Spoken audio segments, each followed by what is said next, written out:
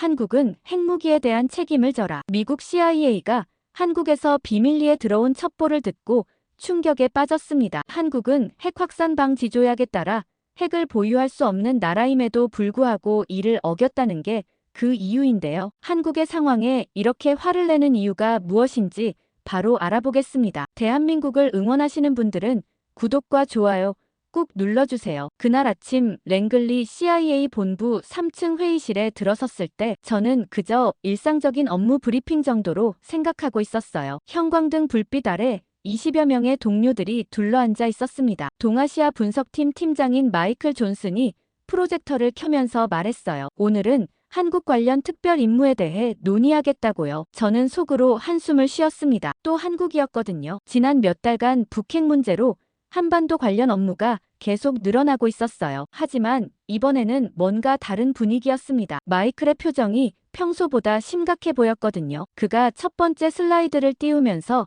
설명하기 시작했어요. 스톡홀름에서 열린 국제군축회의에서 흥미로운 정보가 나왔다는 것이었습니다. 한국의 비공개 군사 프로그램에 대한 언급이 있었다고 하더군요. 저는 고개를 갸우뚱했어요. 한국이 뭘 숨길 게 있다는 건지 이해가 안 됐거든요. 우리와 동맹국이고 투명한 관계를 유지하고 있는 나라 아닌가요? 그런데 옆자리에 앉은 데이비드 리가 비웃는 듯한 표정을 지었습니다. 한국 같은 나라가 뭘 할 수 있겠냐며 콧방귀를 뀌었어요. 회의실 분위기가 묘하게 나뉘었습니다. 절반 정도는 데이비드와 비슷한 반응이었어요. 한국을 여전히 미국의 보호가 필요한 약소국 정도로 보는 시각이었죠. 나머지 절반은 좀 더 신중한 입장이었습니다. 특히 아시아 전문가인 사라 윌슨은 최근 한국의 기술 발전 속도를 과소평가해서는 안 된다고 지적했어요. 마이클이 두 번째 슬라이드를 보여줬는데 정말 놀라웠습니다. 스톡홀름 회의에서 나온 한국 관련 키워드들이 나열되어 있었어요. 독자적 방어 능력과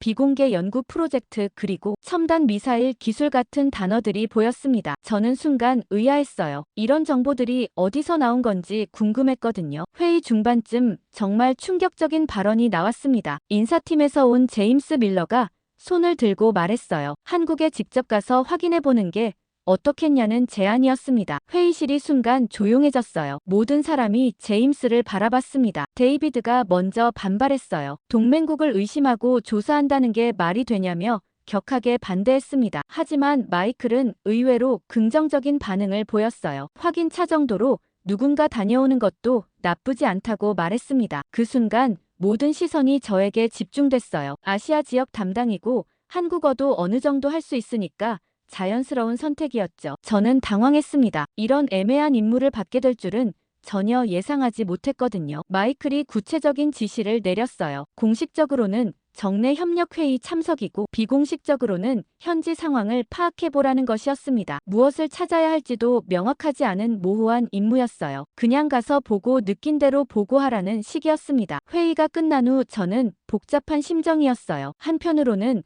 한국 출장이 기대되기도 했지만 다른 한편으로는 이상한 임무라는 생각이 들었거든요. 동맹국을 의심하고 조사하러 간다는 게 뭔가 껄끄러웠어요. 하지만 명령은 명령이었습니다. 오후 내내 한국 관련 자료를 검토했어요. 최근 5년간의 국정감사 자료와 방위산업 현황 그리고 군사훈련 보고서 등을 죄다 읽어봤습니다. 표면적으로는 특별할 게 없어 보였어요. 평범한 동맹국의 모습이었죠. 그런데 자세히 들여다보니 미묘한 부분들이 눈에 띄기 시작했습니다. 방위산업 투자 규모가 생각보다 컸고 독자 기술 개발에 대한 언급이 자주 나왔어요. 저녁 무렵 사라 윌슨이 제자리로 왔습니다. 한국 임무에 대해 조언을 해주려는 것 같았어요. 사라가 말하더군요. 한국을 절대 얕잡아 보지 말라고요. 겉으로는 우리에게 의존적으로 보이지만 실제로는 상당히 독립적인 사고를 가진 나라라고 경고했습니다. 특히 최근 몇 년간 자주적 방어에 대한 의지가 강해지고 있다고 덧붙였어요. 집으로 돌아가는 길에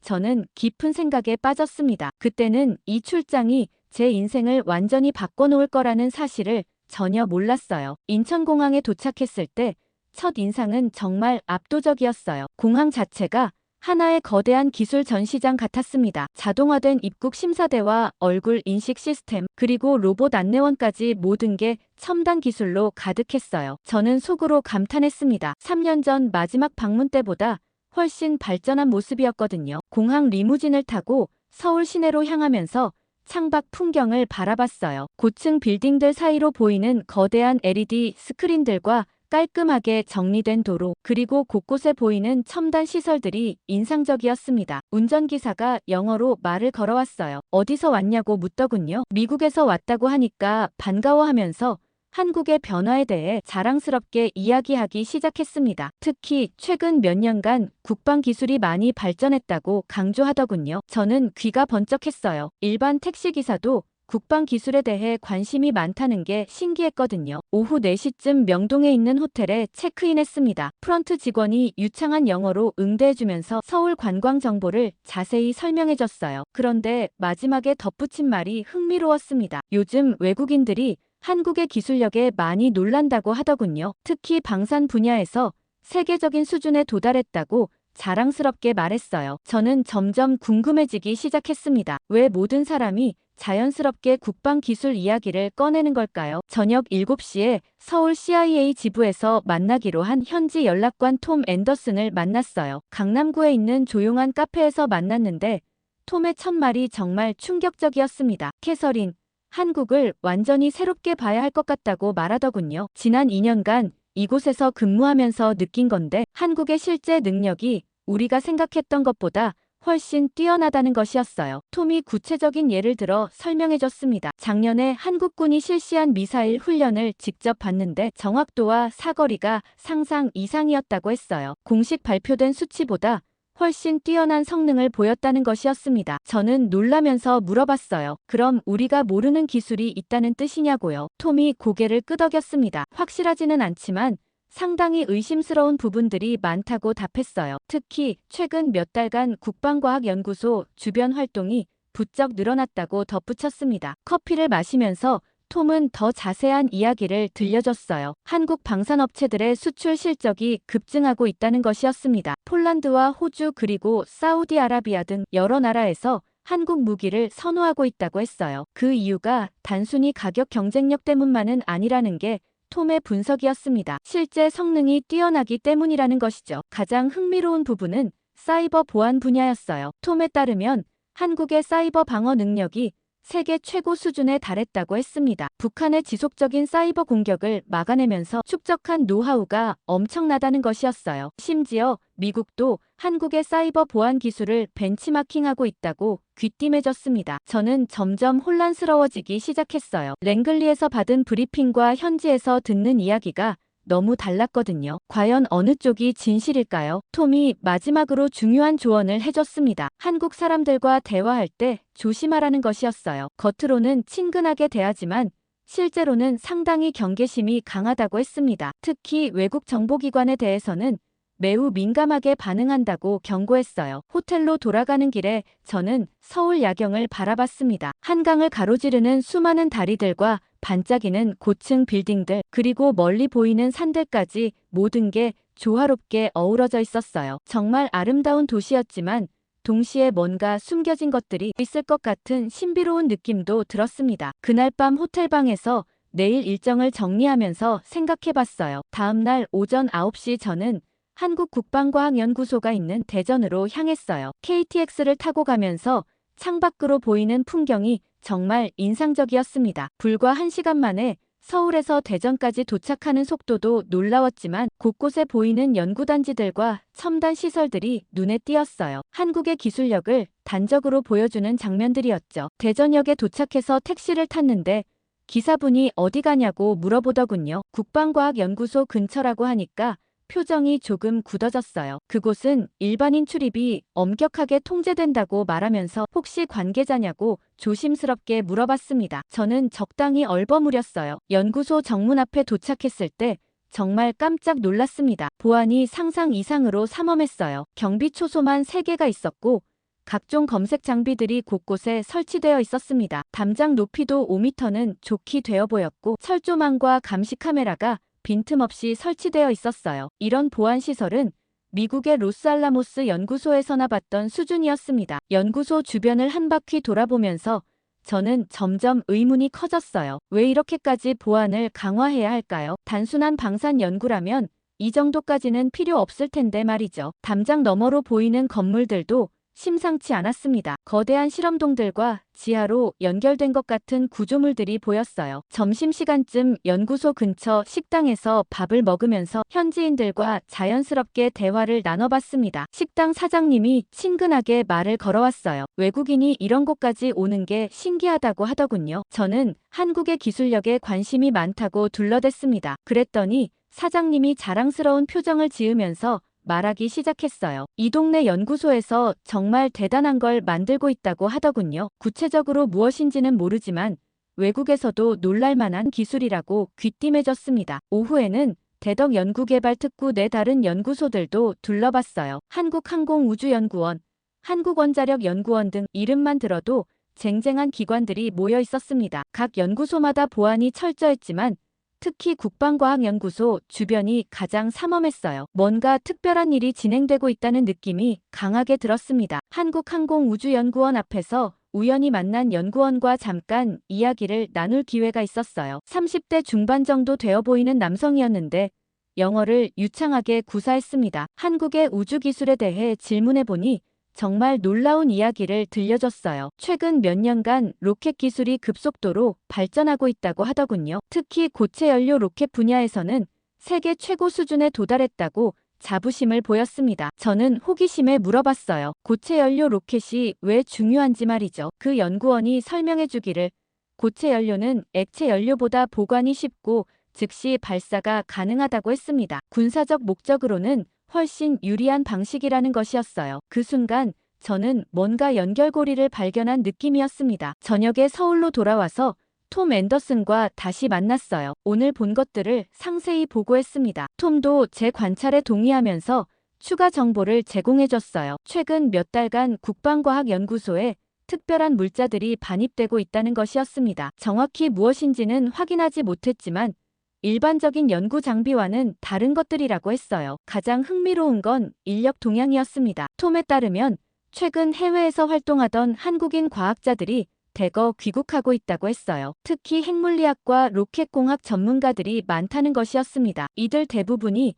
미국이나 유럽의 유명 연구소에서 일하던 최고 수준의 인재들이라고 덧붙였어요. 저는 점점 확신이 서기 시작했습니다. 한국이 정말로 뭔가 특별한 프로젝트를 진행하고 있다는 것이었어요. 이런 징후들이 우연의 일치일 가능성은 낮아 보였거든요. 체계적이고 계획적인 움직임이 분명했습니다. 호텔로 돌아가는 길에 저는 오늘 하루를 정리해봤어요. 삼엄한 보안, 고체 연료 로켓 기술, 해외 인재들의 귀국, 그리고 특별한 물자 반입까지 모든 조각들이 하나의 그림을 그리고 있는 것 같았습니다. 이틀 후인 3월 22일 새벽 5시, 저는 국방과학연구소 인근 야산에 숨어 있었어요. 어제 낮에 미리 답사해둔 지점이었는데 연구소 후문을 내려다볼 수 있는 최적의 관찰 위치였습니다. 손에는 고성능 망원경과 야간 투시경을 들고 있었어요. CIA에서 지급받은 소형 감시 장비들이었죠. 새벽 공기가 차가웠지만 긴장감 때문에 추위는 별로 느껴지지 않았습니다. 오전 6시쯤부터 연구소에 변화가 생기기 시작했어요. 평소보다 일찍 직원들이 출근하고 있었고 특히 후문 쪽으로 대형 트럭들이 들어가는 모습이 보였습니다. 망원경으로 자세히 들여다보니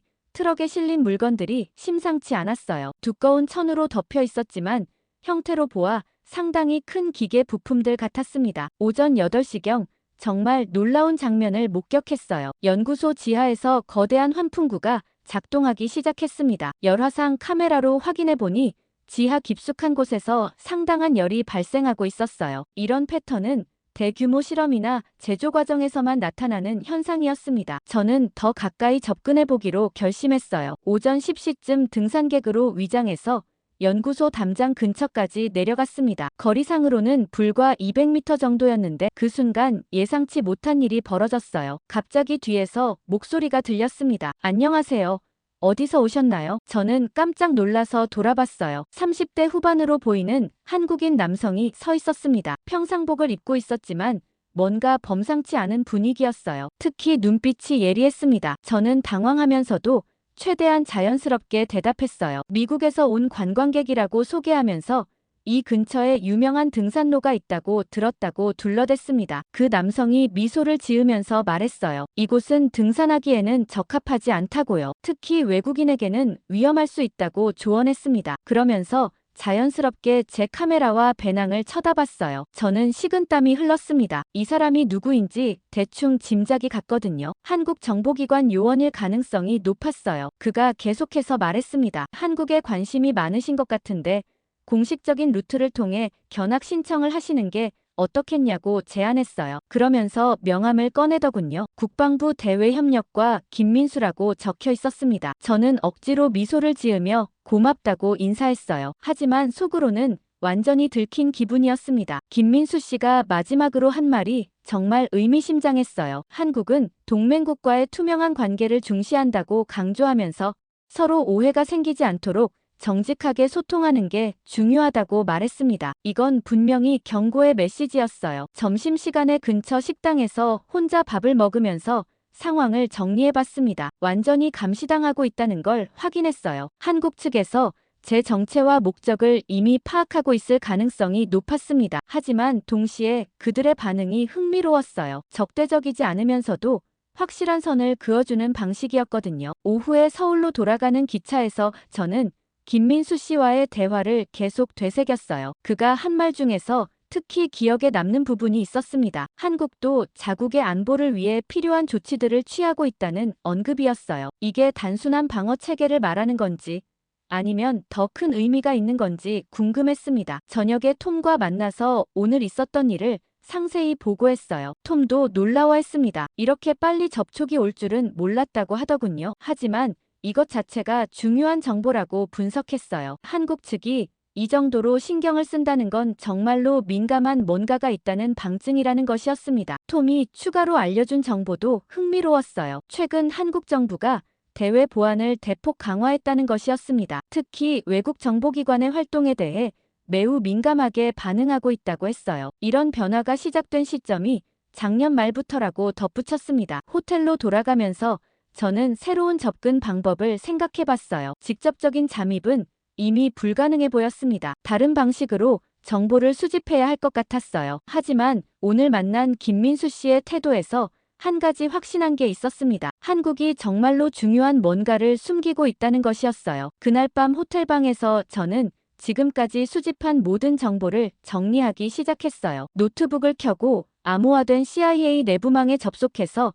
상세한 보고서 작성에 들어갔습니다. 벽면에는 인쇄한 사진들과 관찰 기록들을 시간순으로 붙여놓았어요. 마치 수사본부 같은 모습이었죠. 첫 번째로 정리한 건 연구소 주변의 보안 체계였습니다. 미국의 로스알라모스나 리버모어 연구소 수준의 보안이라고 평가했어요. 이런 수준의 보안은 단순한 방산 연구로는 설명이 안 됐습니다. 뭔가 극도로 민감한 프로젝트가 진행되고 있다는 강력한 증거였어요. 두 번째는 인력 동향 분석이었습니다. 톰에게서 받은 정보와 제가 직접 관찰한 내용을 종합해봤어요. 해외 유명 연구소에서 활동하던 핵물리학자들과 로켓 공학자들이 대거 귀국하고 있었습니다. 특히 MIT, 칼텍 등에서 일하던 최고 수준의 인재들이 포함되어 있었어요. 이런 브레인 리턴 현상은 국가적 차원의 대형 프로젝트가 있을 때만 나타나는 패턴이었습니다. 세 번째로 분석한 건 물자 반입 현황이었어요. 제가 목격한 대형 트럭들과 신중하게 포장된 장비들을 생각해봤습니다. 크기와 운반 방식으로 봐서는 정밀 가공 장비나 실험용 기계들일 가능성이 높았어요. 특히 지하시설로 직접 반입되는 패턴이 의미심장했습니다. 새벽 2시가 넘어서야 1차 보고서를 완성했어요. 총 15페이지 분량이었는데 결론 부분에 이렇게 적었습니다. 한국이 고도로 기밀인 연구 프로젝트를 진행하고 있으며 그 수준과 규모가 예상을 뛰어넘는다고 평가했어요. 다음 날 오전 일찍 톰과 만나서 보고서를 공유했습니다. 톰이 꼼꼼히 읽어보더니 고개를 끄덕였어요. 제 분석에 전적으로 동의한다고 말했습니다. 그러면서 자신도 독자적으로 수집한 정보가 있다고 덧붙였어요. 톰이 보여준 자료는 정말 충격적이었습니다. 한국 정부의 비밀 예산 편성 내역이었어요. 작년부터 국방 예산이 전년 대비 300% 증가했다는 것이었습니다. 이런 급격한 증가는 특별한 목적이 있을 때만 가능한 일이었어요. 더 놀라운 건 예산 집행 방식이었습니다. 대부분이 극비 프로젝트로 분류되어 있어서 국정감사에서도 공개되지 않았다고 했어요. 의원들도 구체적인 내용을 모르는 상태에서 예산만 통과시켰다는 것이었습니다. 이런 방식은 핵무기 개발 같은 초극비 프로젝트에서나 사용되는 방법이었어요. 점심시간에 톰이 또 다른 정보를 제공해줬습니다. 한국 대학가에서 핵물리학과 학생들의 졸업 후 진로가 크게 바뀌었다는 것이었어요. 예전에는 대부분 원자력 발전소나 의료용 동위원소 분야로 갔는데 최근에는 정부기관으로 가는 비율이 급증했다고 했습니다. 특히 국방과학연구소로 가는 학생들이 많아졌다고 덧붙였어요. 오후에 저는 CIA 본부와 화상회의를 했어요. 마이클 존슨 팀장과 다른 분석관들이 참석했습니다. 제가 지금까지 수집한 정보를 상세히 브리핑했어요. 화면 너머로 보이는 동료들의 표정이 점점 심각해지는 게 느껴졌습니다. 마이클이 중간에 질문을 했어요. 혹시 핵무기 개발 가능성을 염두에 두고 있냐고 물었습니다. 저는 신중하게 답했어요. 확실한 증거는 없지만 정황상 그런 가능성을 배제할 수 없다고 말했습니다. 특히 인력과 예산, 보안 수준을 종합해보면 상당히 의심스럽다고 덧붙였어요. 회의 마지막에 마이클이 지시를 내렸습니다. 좀 더 구체적인 증거를 확보해달라는 것이었어요. 정황 증거만으로는 본부를 설득하기 어렵다고 설명했습니다. 특히 한국은 중요한 동맹국이기 때문에 신중하게 접근해야 한다고 강조했어요. 저녁에 혼자 호텔방에서 다음 계획을 세웠습니다. 직접 잠입은 이미 불가능해 보였어요. 대신 간접적인 방법으로 정보를 수집해야 할 것 같았습니다. 연구소 직원들이나 관련 업체 사람들과 접촉해서 내부 정보를 얻는 방법을 생각해봤어요. 늦은 밤 창밖으로 서울 야경을 바라보면서 저는 깊은 생각에 빠졌습니다. 과연 한국이 정말로 그런 위험한 길을 택한 걸까요? 동맹국으로서 미국을 속이면서까지 비밀 프로젝트를 진행할 이유가 있을까요? 하지만 지금까지 수집한 정보들은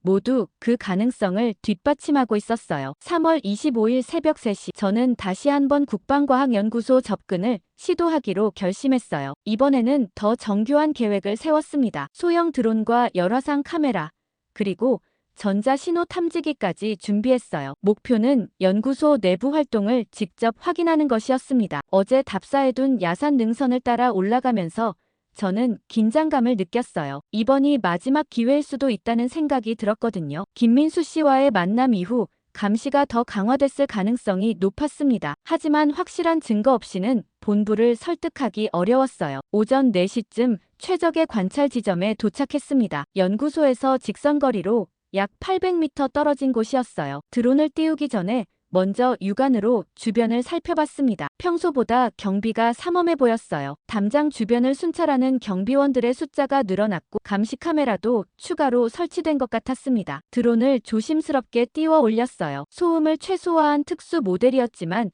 그래도 긴장됐습니다. 높이 200m까지 올려서 연구소 전체를 조감해봤어요. 화면에 나타난 모습이 정말 놀라웠습니다. 지상에서는 보이지 않았던 지하시설의 규모가 어마어마했어요. 드론 카메라가 포착한 건 정말 충격적이었습니다. 연구소 지하에서 수증기 같은 것이 계속 올라오고 있었어요. 열화상으로 확인해보니 지하 깊숙한 곳에서 상당한 열이 발생하고 있었습니다. 이런 패턴은 대규모 실험이나 제조 공정에서만 나타나는 현상이었어요. 특히 핵물질 처리 과정과 매우 유사한 특징을 보이고 있었습니다. 오전 5시경 드론으로 더 자세한 관찰을 시도했는데 그 순간 예상치 못한 일이 벌어졌어요. 갑자기 연구소에서 레이더 신호가 감지되기 시작했습니다. 제 드론을 추적하고 있다는 뜻이었어요. 급하게 드론을 회수하려 했지만 이미 늦었습니다. 연구소 상공에서 정체불명의 작은 비행체가 나타났어요. 아마도 요격용 드론인 것 같았습니다. 제 드론이 그 순간 갑자기 조종 불능 상태가 됐어요. 화면이 깜빡이더니 완전히 먹통이 되었습니다. 전자전 공격을 당한 것 같았어요. 몇 초 후 드론이 추락하는 모습이 보였습니다. 저는 서둘러 장비들을 챙겨서 그 자리를 떠났어요. 분명히 추적당하고 있을 거라는 확신이 들었거든요. 산을 내려오면서 뒤를 계속 돌아봤지만 다행히 추격하는 기색은 없었습니다. 하지만 제 위치는 이미 파악됐을 가능성이 높았어요. 오전 7시쯤 시내로 돌아와서 상황을 정리해봤습니다. 드론 침입 시도는 완전히 실패했지만 중요한 정보를 얻었어요. 한국의 대공 방어 시스템이 상상 이상으로 첨단화되어 있다는 것이었습니다. 소형 드론까지 즉시 탐지하고 무력화시킬 수 있는 능력을 보유하고 있었어요. 점심시간에 톰과 만나서 오늘 있었던 일을 보고했습니다. 톰도 깜짝 놀라더군요. 이런 수준의 방어 시스템은 정말 중요한 시설에서만 운용한다고 말했어요. 일반적인 연구소라면 이렇게까지 할 필요가 없다는 것이었습니다. 톰이 추가로 알려준 정보도 의미심장했어요. 최근 한국군이 전국적으로 대공 방어망을 대폭 강화했다는 것이었습니다. 특히 주요 연구시설과 군사기지 주변에 최첨단 탐지 장비들이 설치됐다고 했어요. 이런 조치들이 시작된 시기가 작년 말부터라고 덧붙였습니다. 오후에 저는 다른 방법을 시도해봤어요. 연구소 근처 카페에서 직원들의 대화를 엿들어 보려 했습니다. 몇 시간 기다린 끝에 연구소 직원으로 보이는 사람들이 왔어요. 하지만 그들은 업무와 관련된 이야기는 전혀 하지 않았습니다. 일상적인 대화만 나눴어요. 보안 교육이 철저히 되어 있다는 느낌이었습니다. 저녁에 호텔로 돌아와서 오늘의 실패를 분석해봤어요. 직접적인 접근은 완전히 불가능하다는 게 확실해졌습니다. 한국의 보안 시스템이 CIA의 장비로도 뚫기 어려운 수준이었어요. 하지만 동시에 이런 강력한 보안 자체가 중요한 증거이기도 했습니다. 늦은 밤 CIA 본부에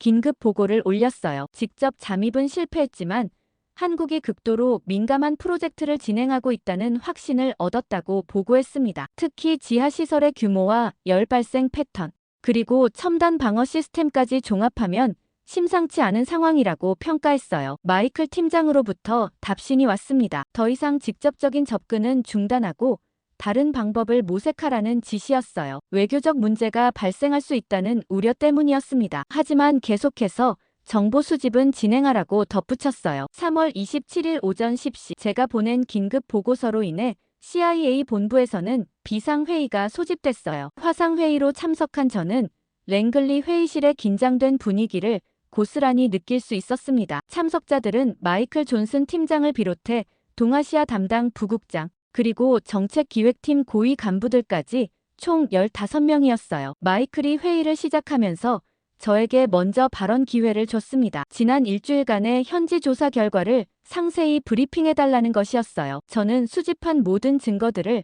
체계적으로 제시했습니다. 삼엄한 보안, 해외 인재들의 귀국, 급증한 예산, 지하시설의 규모와 열 발생 패턴까지 하나씩 설명했어요. 특히 드론 침입 시도 과정에서 확인한 첨단 방어 시스템에 대해 강조했습니다. 제 브리핑이 끝나자 회의실이 술렁이기 시작했어요. 동아시아 담당 부국장인 리처드 스미스가 먼저 입을 열었습니다. 캐서린의 보고가 사실이라면 이는 매우 심각한 문제라고 말했어요. 한국이 NPT 체제를 위반하고 있을 가능성이 높다는 것이었습니다. 하지만 즉시 반대 의견이 나왔어요. 정책기획팀의 데이비드 워너가 강하게 반박했습니다. 추정과 정황 증거만으로 동맹국을 의심하는 건 위험하다고 주장했어요. 한국은 지난 70년간 미국과 혈맹 관계를 유지해온 나라라며 이런 의혹 제기 자체가 부적절하다고 비판했습니다. 회의실이 두 진영으로 나뉘는 게 확연히 드러났어요. 한쪽은 제 보고를 심각하게 받아들이는 쪽이었고 다른 쪽은 과도한 의혹이라고 보는 쪽이었습니다. 마이클이 중재에 나서면서 구체적인 토론을 진행하자고 제안했어요. 먼저 핵무기 개발 분석 전문가인 제니퍼 리가 발언했습니다. 캐서린이 관찰한 열 발생 패턴이 우라늄 농축 과정과 매우 유사하다고 분석했어요. 특히 지하시설의 규모를 고려하면 상업적 목적을 넘어선 뭔가가 진행되고 있을 가능성이 높다고 평가했습니다. 하지만 데이비드 워너는 여전히 회의적이었어요. 한국은 이미 20여 개의 원자력 발전소를 운영하고 있다며 관련 연구 활동이 활발한 건 당연하다고 반박했습니다. 핵무기 개발과 평화적 원자력 이용을 구분해서 봐야 한다고 강조했어요. 점심시간 휴회 후 더 치열한 토론이 벌어졌습니다. 정보 분석팀의 사라 톰슨이 새로운 관점을 제시했어요. 설령 한국이 핵무기를 개발하고 있다 하더라도 그 동기를 이해해야 한다는 것이었습니다. 북한의 핵 위협과 중국의 부상, 그리고 미국의 아시아 회귀 정책 불확실성을 고려하면 한국 입장에서는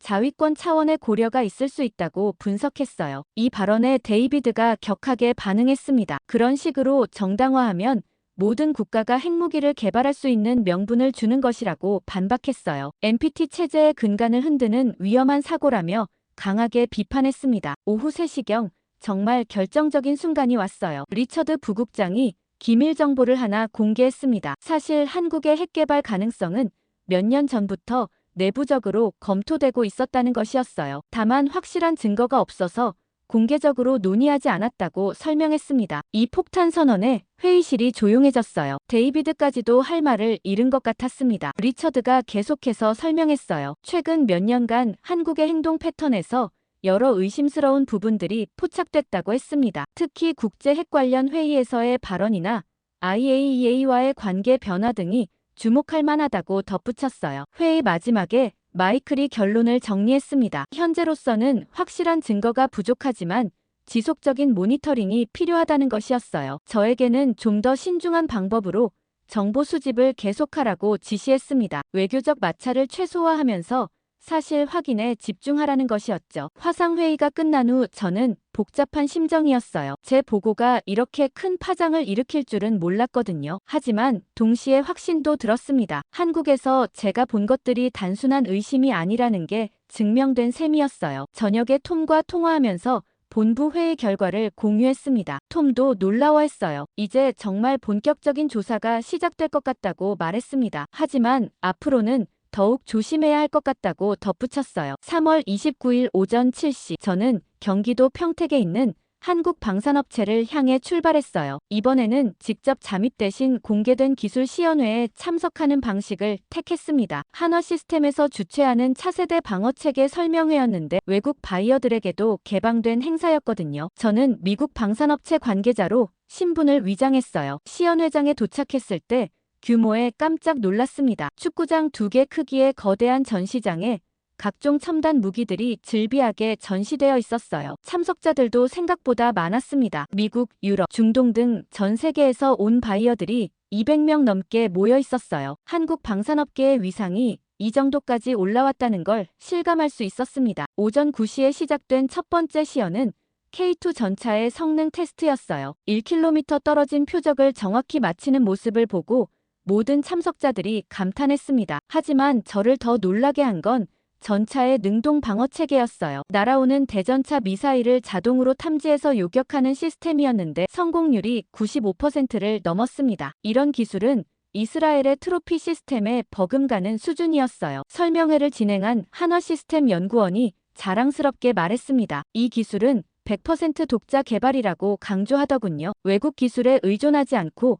순수 한국 기술로만 만들어졌다는 것이었어요. 그러면서 앞으로 더 놀라운 기술들을 공개할 예정이라고 예고했습니다. 오전 11시에는 천궁 방공 미사일 시연이 있었어요. 이건 정말 압권이었습니다. 동시에 여러 개의 표적이 다른 방향에서 날아왔는데 모든 표적을 정확히 요격해냈어요. 특히 마지막에 극초음속으로 접근하는 표적까지 성공적으로 막아내는 장면에서는 참석자들이 일제히 기립박수를 쳤습니다. 저는 속으로 소름이 돋았어요. 이런 요격 능력은 미국의 패트리어트 시스템보다도 뛰어나 보였거든요. 설명을 담당한 LIGNX1 엔지니어가 추가 정보를 제공해줬어요. 천궁은 마하 4.5까지의 표적을 요격할 수 있다고 했습니다. 그런데 곧 공개될 차세대 시스템은 마하 10 이상도 가능하다고 귀띔해줬어요. 마하 10이라면 현재 개발 중인 극초음속 무기들도 막을 수 있다는 뜻이었습니다. 점심시간에 다른 참석자들과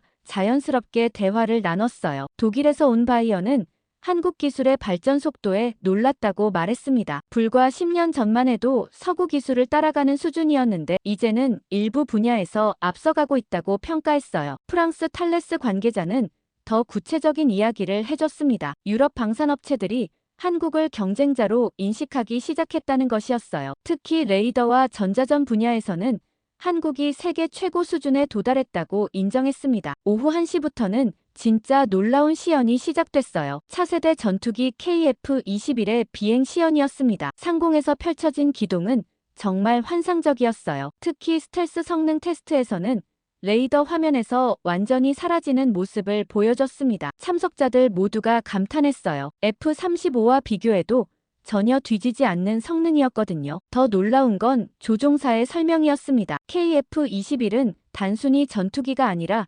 종합정보 플랫폼이라고 말했어요. 공중에서 수집한 모든 정보가 실시간으로 지상 지휘부와 공유된다는 것이었습니다. 이런 네트워크 중심 전력은 미군도 최근에야 도입한 개념이었어요. 오후 3시에는 해상 무기 시연이 있었어요. 대함 미사일 해성의 성능 테스트였는데 200km 떨어진 표적함을 정확히 타격하는 모습을 봤습니다. 미사일이 바다 표면을 따라 저공 비행하면서 적 레이더를 회피하는 모습이 인상적이었어요. 현대중공업 관계자가 설명해주기를 해성은 세계에서 가장 정확한 대함 미사일 중 하나라고 자랑했습니다. 가장 충격적인 시연은 오후 4시에 있었어요. 잠수함에서 발사되는 SLBM-모의 시험이었습니다. 물론 실제 발사는 아니고 시뮬레이션이었지만 그 정교함에 모든 사람이 놀랐어요. 한국이 언제부터 잠수함 발사 미사일 기술을 보유하게 된 건지 궁금했습니다. 대우 조선해양 엔지니어가 설명해주기를 한국의 잠수함 기술은 이미 독일을 넘어선 수준이라고 했어요. 특히 조용함과 은밀성 면에서는 세계 최고라고 자부했습니다. 차세대 잠수함은 핵 추진도 고려하고 있다고 귀띔해줬는데 이는 정말 놀라운 발언이었어요. 시연회가 끝날 무렵 한국 국방부 고위 관계자가 마무리 발언을 했습니다. 한국은 더 이상 무기를 수입하는 나라가 아니라 수출하는 나라가 됐다고 선언했어요. 앞으로 10년 내에 세계 5대 방산 강국에 진입하겠다는 포부도 밝혔습니다. 그러면서 한국의 방어 기술은 어떤 위협에도 대응할 준비가 되어 있다고 강조했어요. 저는 이 말이 단순한 홍보가 아니라는 느낌이 들었습니다. 실제로 오늘 본 기술들은 정말 세계 최고 수준이었거든요. 특히 방어 시스템의 완성도는 미국과 비교해도 전혀 뒤지지 않았어요. 어떤 면에서는 더 앞서 있는 것 같기도 했습니다. 저녁에 서울로 돌아가는 길에 저는 오늘 본 것들을 정리해봤어요. 한국의 방산 기술이 이 정도 수준에 도달했다는 것 자체가 놀라웠습니다. 하지만 동시에 의문도 들었어요. 이런 첨단 기술들이 정말 방어 목적만을 위한 것일까요? 공격용으로도 충분히 활용 가능한 것들이 많았거든요. 호텔에 도착해서 톰에게 오늘 있었던 일을 상세히 보고했습니다. 톰도 제 이야기를 듣고 놀라워했어요. 한국의 기술 발전 속도가 예상보다 훨씬 빠르다고 평가했습니다. 특히 독자 기술 개발 능력이 인상적이라고 덧붙였어요. 그리고 며칠 후 저는 서울 강남구의 한 고급 호텔 라운지에서 특별한 만남을 기다리고 있었어요. 톰을 통해 연결된 정보원과의 첫 만남이었습니다. 코드명 교수라고 불리는 이 인물은 한국 방산업계에서 20년간 일한 베테랑이었어요. 현재는 은퇴했지만 여전히 업계 내부 사정에 정통한 사람이라고 했습니다. 오후 3시 30분 정각에 60대 초반으로 보이는 신사가 나타났어요. 회색 정장에 품이 있는 모습이었는데 첫인상부터 범상치 않았습니다. 자기소개를 닥터 도널드라고 하더군요. 실명은 밝힐 수 없다면서 조심스럽게 말을 시작했어요. 처음 30분 정도는 일반적인 이야기만 나눴습니다. 한국 방산업의 발전사, 기술 도입 과정, 최근 수출 실적 등 공개된 정보들이었어요. 닥터 도널드는 말을 매우 신중하게 선택했습니다. 하지만 점점 저를 신뢰하기 시작하는 것 같았어요. 커피 2잔째를 주문하면서부터 분위기가 바뀌기 시작했어요. 닥터 도널드가 조심스럽게 물어봤습니다. 제가 정말로 무엇을 알고 싶어 하는지 말이에요. 저는 솔직하게 답했습니다. 한국이 공개하지 않은 특별한 프로젝트가 있는지 궁금하다고 말했어요. 그러자 닥터 도널드의 표정이 심각해졌습니다. 닥터 도널드가 주변을 살펴보더니 목소리를 낮춰서 말했어요. 한국에는 정말로 공개되지 않은 프로젝트들이 있다고 인정했습니다. 하지만 그것들은 모두 자위권 차원에서 진행되는 것들이라고 강조했어요. 북한의 지속적인 위협과 주변국들의 군비 경쟁을 고려할 때 어쩔 수 없는 선택이라는 것이었습니다. 그러다 닥터 도널드가 조심스럽게 서류 봉투를 꺼내더군요. 이걸 보여드리는 건 정말 위험한 일이라고 말하면서도 진실을 알아야 할 권리가 있다고 했습니다. 봉투 안에는 A4 용지 20여 장이 들어있었어요. 모두 한글로 된 문서들이었는데 제목을 보고 깜짝 놀랐습니다. 차세대 전략 억제력 개발 계획서라고 적혀 있었거든요. 첫 페이지를 넘기면서 저는 손이 떨렸어요. 문서 상단에 극비 도장이 선명하게 찍혀 있었습니다. 작성 기관은 국방과학연구소였고 작성일은 2024년 8월이었어요. 불과 8개월 전에 만들어진 최신 문서였습니다. 문서 내용은 정말 충격적이었어요. 3단계로 구성된 개발 계획이 상세하게 기술되어 있었습니다. 1단계는 기초 연구 및 시설 구축, 2단계는 시제품 개발 및 시험, 3단계는 실전 배치 및 운용이었어요. 현재 2단계가 거의 완료 단계에 있다고 명시되어 있었습니다. 가장 놀라운 부분은 프로젝트 목표였어요. 독자적 전략 억제력 확보를 통한 완전한 자주 국방 달성이라고 적혀 있었습니다. 여기서 말하는 전략 억제력이 무엇인지는 굳이 설명하지 않아도 알 수 있었어요. 핵무기를 직접적으로 언급하지는 않았지만 충분히 암시하고 있었습니다. 5페이지에는 기술 개발 현황이 자세히 나와 있었어요. 우라늄 농축 기술, 플루토늄 추출 기술, 핵장치 소형화 기술 등이 나열되어 있었습니다. 각 항목마다 완성도가 퍼센트로 표시되어 있었는데 대부분이 80% 이상이었어요. 몇몇 항목은 95%까지 도달해 있었습니다. 7페이지의 운반체 개발 현황도 놀라웠어요. 단거리, 중거리, 장거리 미사일 개발이 모두 병행되고 있었습니다. 특히 잠수함 발사 미사일과 이동식 발사대 개발이 거의 완료 단계라고 되어 있었어요. 사거리는 최대 5,000km까지 가능하다고 적혀 있었습니다. 10페이지에는 시험 계획이 나와 있었어요. 올해 하반기에 최종 시험을 실시할 예정이라고 되어 있었습니다. 장소는 태평양 공해상으로 계획되어 있었고 국제사회의 감시를 피하기 위한 세심한 계획들이 포함되어 있었어요. 닥터 도널드가 조심스럽게 말했습니다. 이 문서가 유출되면 자신의 생명이 위험할 수 있다고 했어요. 하지만 미국과 한국이 서로를 오해하지 않기 위해서는 진실을 알아야 한다고 생각한다는 것이었습니다. 한국의 의도는 절대 공격적이지 않다고 강조했어요. 15페이지에는 운용 개념이 설명되어 있었어요. 개발되는 무기는 순수하게 억제 목적으로만 사용된다고 명시되어 있었습니다. 선제 공격은 절대 하지 않으며 생존이 위협받는 극한 상황에서만 보복용으로 사용한다는 원칙이 명확히 기술되어 있었어요. 마지막 페이지에는 향후 계획이 나와 있었어요. 2025년 말까지 모든 개발을 완료하고 2026년부터 실전 배치에 들어간다는 일정이었습니다. 동시에 국제사회와의 대화를 통해 이해를 구할 계획도 포함되어 있었어요. 문서를 다 읽고 나니 머리가 복잡해졌어요. 한국이 정말로 핵무기를 개발하고 있다는 것이 거의 확실해졌습니다. 하지만 그 동기와 목적은 제가 생각했던 것과는 달랐어요. 공격적 의도가 아니라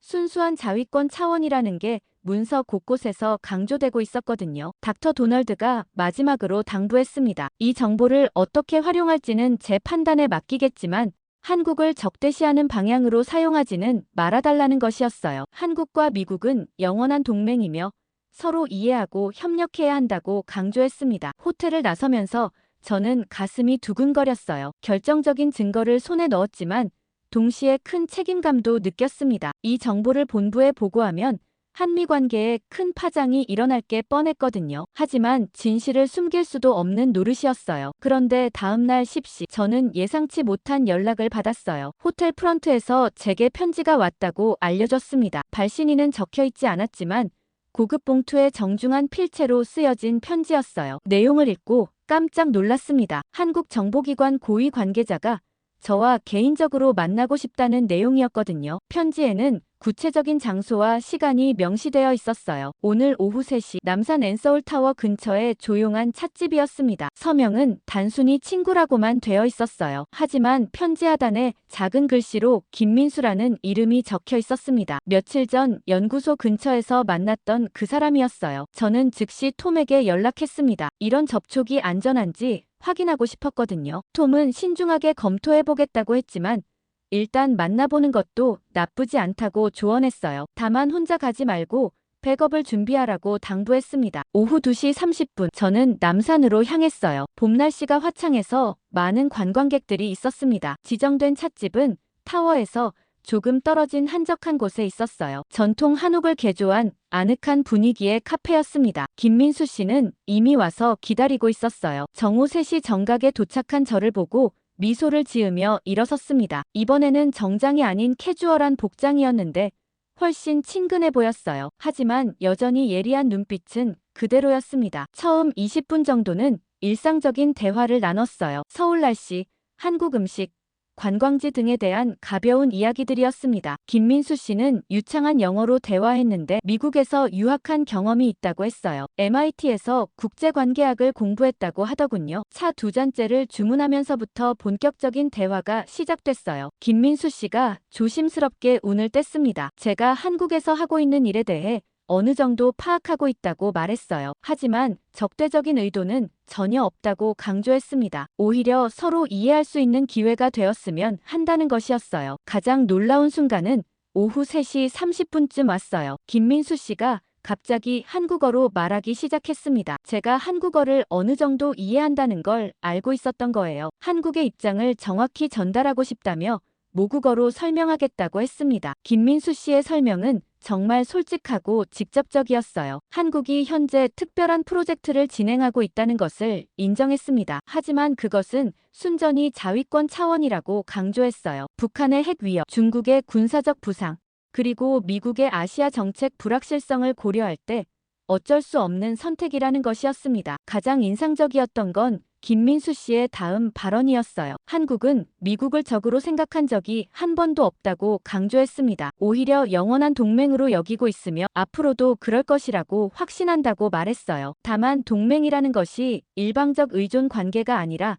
상호 존중에 기반해야 한다고 생각한다는 것이었습니다. 오후 4시경 김민수 씨가 정말 중요한 제안을 했어요. 한국 정부 고위층이 미국과 비공개 대화를 원한다는 것이었습니다. 서로의 입장을 이해하고 오해를 해소할 수 있는 기회를 만들고 싶다고 했어요. 공식적인 외교 채널이 아닌 비공식적인 접촉을 통해서 말이죠. 제안의 구체적인 내용도 놀라웠어요. 한국 측에서는 현재 진행 중인 프로젝트에 대해 투명하게 공개할 의향이 있다고 했습니다. 다만 그에 대한 미국의 이해와 협력을 전제로 한다는 것이었어요. 일방적인 압박이나 제재가 아니라 건설적인 대화를 원한다고 강조했습니다. 김민수 씨는 한국의 진짜 의도를 설명해줬어요. 핵무기를 실제로 사용할 생각은 전혀 없다고 단언했습니다. 순전히 억제 목적이며 한반도의 평화와 안정을 위한 것이라고 강조했어요. 오히려 이런 능력을 갖춤으로써 지역의 군사적 균형을 맞추고 싶다는 것이었습니다. 가장 흥미로웠던 부분은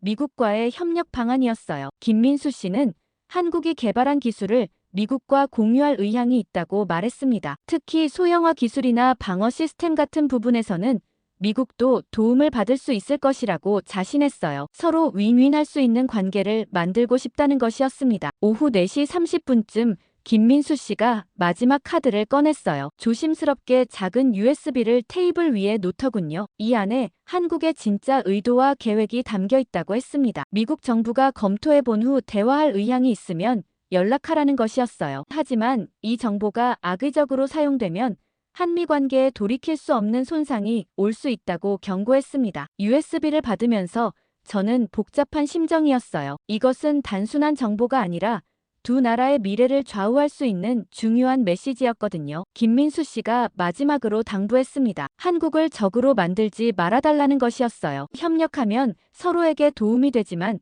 대립하면 모두에게 손해라고 강조했습니다. 특히 중국과 북한이 가장 기뻐할 일이라고 덧붙였어요. 찻집을 나서면서 김민수 씨가 한 마지막 말이 가슴에 와닿았어요. 한국은 이제 더 이상 보호받아야 할 나라가 아니라고 했습니다. 동등한 파트너로 인정받고 싶다는 것이었어요. 그것이 진짜 동맹의 모습이라고 생각한다고 말했습니다. 호텔로 돌아가는 길에 저는 깊은 생각에 빠졌어요. 과연 이 제안을 본부에 어떻게 보고해야 할까요? 단순히 정보 수집을 넘어서서 외교적 결정을 내려야 하는 상황이 된 것 같았어요. 김민수 씨가 전해준 USB 내용을 본부에 보고한 지 이틀 만에 일어난 일이었어요. 워싱턴에서는 즉시 고위급 대응팀이 구성됐고 저에게는 한국 측과 직접 대화하라는 지시가 내려왔습니다. 며칠 후 회의실에서 한국의 최고 권력자들과 마주 앉아 있었습니다. 회의실에는 국가정보원장, 국방부 장관, 외교부 장관, 그리고 국방과학연구소장까지 앉아 있었어요. 저 혼자서 이런 고위급 인사들과 마주하고 있다는 사실이 믿어지지 않았습니다. 3년 전까지만 해도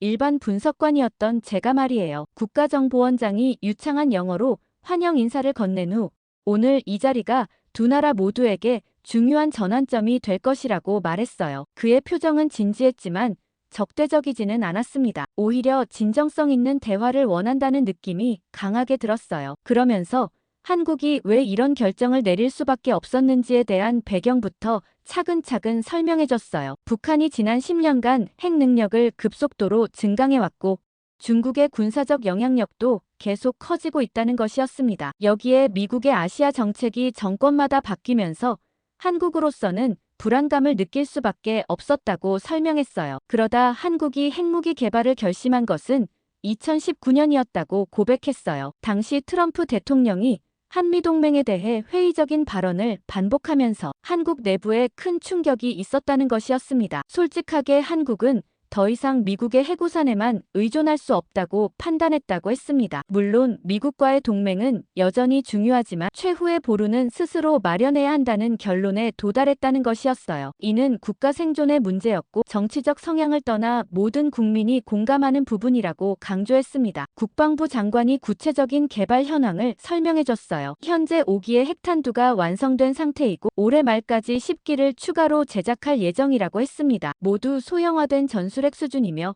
히로시마 원폭의 절반 정도 위력이라고 명시했어요. 운반 수단으로는 잠수함 발사 미사일과 이동식 발사대를 모두 준비했다고 덧붙였습니다. 저는 이런 솔직한 고백에 놀랐어요. 보통 이런 민감한 정보는 절대 외부에 공개하지 않는 것이 상식이었거든요. 하지만 한국 측은 완전한 투명성을 바탕으로 대화하려는 의지를 보여주고 있었습니다. 이는 정말 이례적인 일이었어요. 국방과학연구소장이 기술적 세부 사항을 설명해줬습니다. 한국의 핵기술은 100% 독자 개발이라고 자랑스럽게 말했어요. 외국의 도움 없이 순수 한국 기술로만 만들어졌다는 것이었습니다. 특히 소형화 기술에서는 세계 최고 수준에 도달했다고 자신했어요. 심지어 미국도 놀랄만한 혁신적인 기술들이 포함되어 있다고 덧붙였습니다. 점심시간에는 국방부 장관과 단둘이 대화할 기회가 있었어요. 국방부 장관이 개인적인 심경을 털어놨습니다. 이런 결정을 내리는 것이 얼마나 어려웠는지 밤잠을 설쳐가며 고민했다고 말했어요. 하지만 국가와 국민의 안전을 생각하면 어쩔 수 없는 선택이었다고 강조했습니다. 국방부 장관은 미국에 대한 감정도 솔직하게 표현했어요. 70년간 혈맹 관계를 유지해왔지만 최근 몇 년간 미국의 행동에서 실망감을 느꼈다고 했습니다. 특히 아프가니스탄 철수나 우크라이나 사태에서 보인 모습들이 한국에게는 큰 교훈이 되었다는 것이었어요. 동맹이라는 것이 영원하지 않을 수 있다는 깨달음이었습니다. 하지만 동시에 국방부 장관은 미국과의 관계를 포기할 생각은 전혀 없다고 강조했어요. 오히려 더 건강하고 대등한 관계로 발전시키고 싶다는 것이었습니다. 한국이 핵을 보유함으로써 미국의 부담도 줄어들 수 있고 지역 안정에도 도움이 될 것이라고 분석했어요. 오후 2시에 재개된 회의에서는 향후 계획에 대해 논의했습니다. 외교부 장관이 국제사회 대응 방안을 설명해줬어요. 한국은 NPT 탈퇴를 공식 선언할 예정이지만 동시에 새로운 비확산 체제 구축에 적극 참여하겠다고 밝혔습니다. 핵무기를 보유하되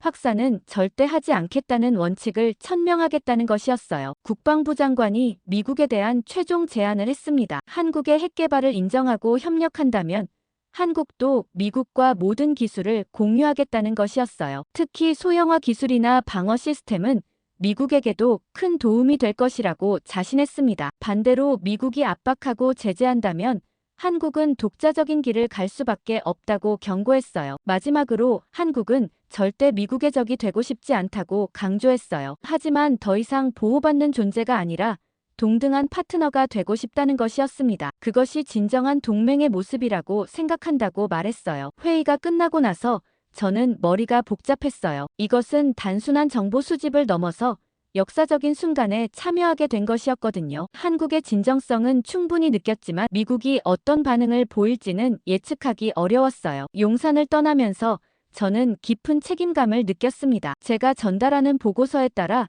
두 나라의 미래가 결정될 수도 있었거든요. 4월 10일 오전 9시 저는 CIA 본부 지하 3층에 있는 특별회의실에 서 있었어요. 벽면을 가득 채운 스크린들과 최첨단 보안 시설이 갖춰진 이곳에서 제 인생 최대의 브리핑을 해야 했습니다. 참석자들은 CIA 국장을 비롯해 국방장관, 국무장관, 국가안보보좌관, 그리고 합참의장까지 미국 안보 분야 최고 위급 인사들이었어요. 화상으로는 대통령까지 참여한다는 통보를 받았습니다. 제 손에는 지난 한 달간 수집한 모든 자료가 들어있는 태블릿이 있었어요. 한국의 핵 개발에 대한 확실한 증거들, 그리고 어제 대통령실에서 있었던 회담 내용까지 모든 것이 담겨 있었습니다. 이 정보들이 미국의 대한국 정책을 완전히 바꿔놓을 것이라는 확신이 들었어요. CIA 국장인 윌리엄 번스가 회의를 시작했습니다. 오늘 브리핑이 향후 미국의 아시아 정책에 결정적 영향을 미칠 것이라고 강조했어요. 모든 참석자들에게 최고 수준의 집중을 당부한 후 제게 발표 기회를 줬습니다. 저는 깊은 숨을 한 번 쉬고 천천히 말을 시작했어요. 지난 한 달간 한국에서 확인한 사실들을 시간순으로 정리해서 설명하겠다고 말했습니다. 첫 번째 스크린에는 국방과학연구소의 위성 사진이 떠올랐어요. 제가 직접 촬영한 지하시설의 열화상 이미지도 함께 보여줬습니다. 참석자들의 표정이 점점 심각해지는 게 느껴졌어요. 두 번째로는 방산업체 시연회에서 확인한 한국의 기술력을 설명했습니다. 극초음속 방어 시스템, 잠수함 발사 미사일, 그리고 핵추진 잠수함 개발 계획까지 상세히 브리핑했어요. 국방장관 로이드 오스틴이 중간에 질문을 했습니다. 한국의 기술 수준이 정말 그 정도냐고 물었어요. 저는 확신을 가지고 답했습니다. 일부 분야에서는 미국을 앞서고 있다고 평가했어요. 세 번째 부분에서는 닥터 도널드로부터 입수한 극비 문서 내용을 공개했습니다. 차세대 전략 억제력 개발 계획서의 핵심 내용들을 하나씩 설명했어요. 우라늄 농축 기술 95% 완성, 플루토늄 추출 기술 90% 완성, 핵장치 소형화 기술 85% 완성이라는 수치들을 보여줬을 때 회의실이 조용해졌습니다. 가장 충격적인 순간은 네 번째 부분이었어요. 어제 용산에서 있었던 회담 내용을 상세히 브리핑했습니다. 제가 현지에서 직접 경험한 바를 토대로 최선의 방안은 협력이라고 말했어요. 한국을 적으로 만드는 것보다는 새로운 형태의 동맹, 관계를 구축하는 것이 미국의 국익에도 부합한다고 분석했습니다. 특히 중국과 북한에 대응하기 위해서는 한국과의 협력이 필수적이라고 강조했어요. 마지막으로 저는 개인적인 소회도 밝혔습니다. 한 달간 한국에서 지내면서 느낀 점은 한국이 더 이상 예전의 한국이 아니라는 것이었어요. 기술력, 경제력, 군사력 모든 면에서 독립적인 능력을 갖춘 선진국이 되었다고 평가했습니다. 이런 변화를 인정하고